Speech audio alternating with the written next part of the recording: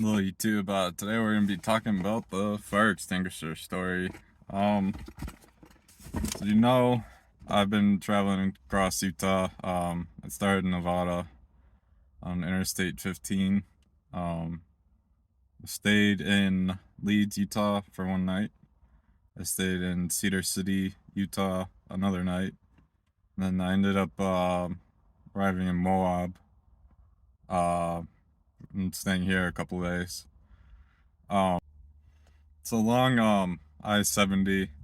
There's about 103 mile stretch without any services. There's no gas station. I don't think there's any hospitals or anything. Um, like no markets maybe. But essentially you can't get gas for 103 miles on the I-70. Um, so the I-70 kind of climbs like a lot. It's like an 80 mile an hour highway. So it's like weaving in between mountains and stuff, and you're climbing a bit. Um, about probably midway through this no service area, my face started to droop, and my vision got like super blurry that I couldn't make out the highway in front of me. Um, so I initially thought I was having like a stroke, going 80 miles an hour in my truck down this highway.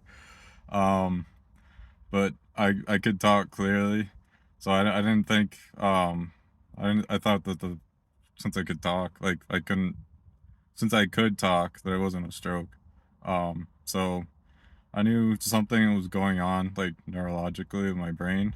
So basically, my father had kind of like brain issues in the past where he had like fluid building up in his brain and like exerting pressure on the different parts of his brain, and it was causing like very similar neurological symptoms to what I was experiencing. So I kind of knew that out of nowhere I had the fluid building up in my brain, like becoming pressurized. Um, and I was having like severe neurological symptoms from it. So basically, I I understood that I had to like get alleviate the pressure from my brain. And probably the only way that I could reasonably do that was to give myself a bad case of whiplash. And the the the only object that I keep in my truck that I was in like that I knew where it was, since like I can't see, um was in my passenger seat, and it's this 2 pound fire extinguisher. So I wanted to line it up like square in my temple when I made impact with it, so that I wouldn't be like hitting like other parts of my face, and I could actually get like my brain to move around and to get like the liquid that's like building up in my brain to move. So hopefully I could restore my vision. So like I started just throwing haymakers at myself, um, trying to locate where my temple was, so then I could take the fire extinguisher and just smash into my temple. Hopefully internally move my brain, um, so I could uh, actually have that function I get back. Um, it got like pretty freaking scary. I could hear like my tires going against like the hard grit on the side of the road, which it makes that noise to tell you that you're kind of drifting out of your lane. So I didn't have much time. So I was able to successfully crack my neck and give myself whiplash. Um, but yeah, that actually did clear up my vision, and I was able to steer my truck back on the highway. Um, about 3/4 of the mile up the road, I saw a big rig turn their hazard lights on, pull over, and I'm like thinking to myself, "This is what just happened to me happening to them." Um, what is causing like fluid to like out of nowhere just kind of build up in our brains? inside our like craniums and skulls and stuff. And about maybe like another mile down the road, I saw a sign said elevation 7,300 feet above sea level. So driving across like the I-70, I got like severe altitude sickness.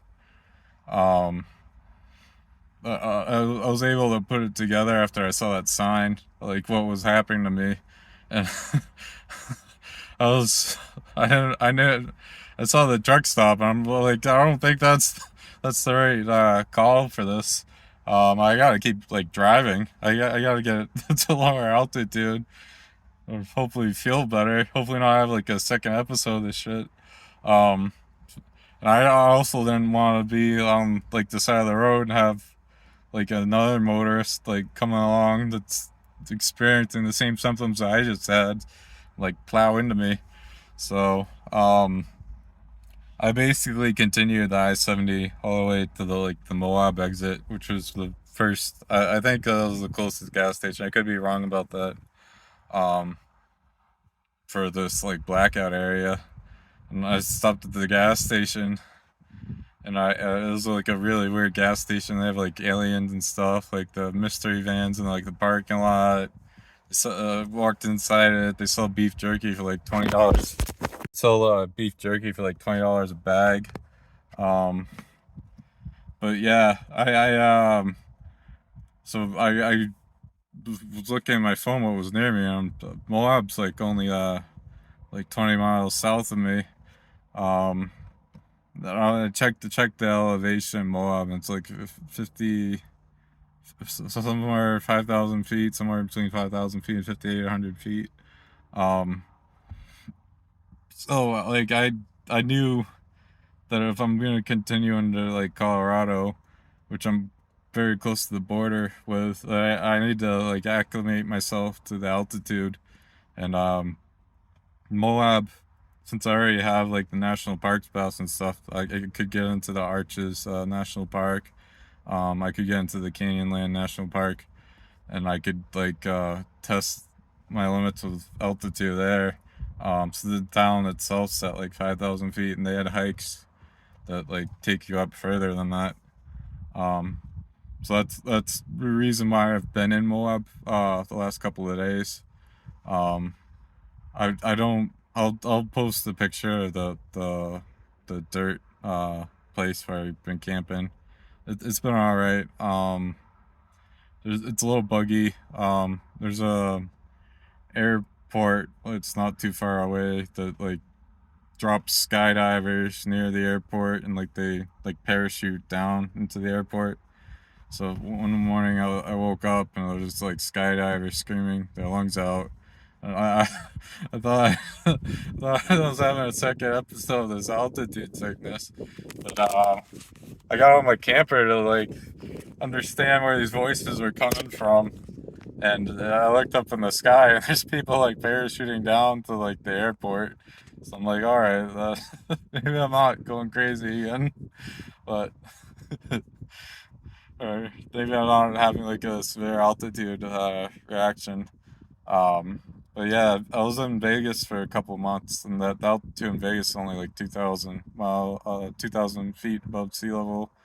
I looked it up. Leeds is like 3,800 feet above sea level, which was lower than I thought it was. And then Cedar City is like 5,800 feet above sea level. So at this moment in time, I looked up how long it should take for your body to be like acclimated to um, elevation, and it says 2 to 3 days. So I've been I spent like half a day kind of at nighttime sleeping in Cedar City in like a Walmart, and I've spent a couple days in Moab. Or I spent one day in the Arches, one day in Canyonlands. So I think I'm at least acclimated to about 5,800 feet of elevation. So I feel comfortable enough to be able to continue my trek to New Hampshire and cross the border into Colorado. which probably is the state with like the most extreme altitude or elevation, whatever you want to call it. Um, so that's my plan. I'm gonna try and get to a Starbucks somewhere in Colorado today. I edited my scenic kind of drive through Zion and Springdale, Utah, um, which I did the in between moving from Leeds to Cedars today. I tried to get to Zion National Park, but there's just so many freaking people there. There's no parking anywhere, so I just drove around like the area that I could drive around. I'm gonna be posting that video today, hopefully, and this video at the end today. Just as like a PSA to drivers that you gotta be careful driving around Utah and Colorado. You gotta make sure that you're like acclimated to the altitude, or else you can have like a severe like medical emergency driving your vehicle 80 miles down a highway, which you don't want to have. And the only way out, at least for me, was to smash a fire extinguisher, 2-pound fire extinguisher into my temple, which hurt like hell. Um, but yeah, it's just something to be aware of. Hopefully you guys are liking the content. See you guys. Bye bye. So there's like the airport where the skydivers were taking off, and they were just must have routed the plane like close to the airport, and just we were dropping them off.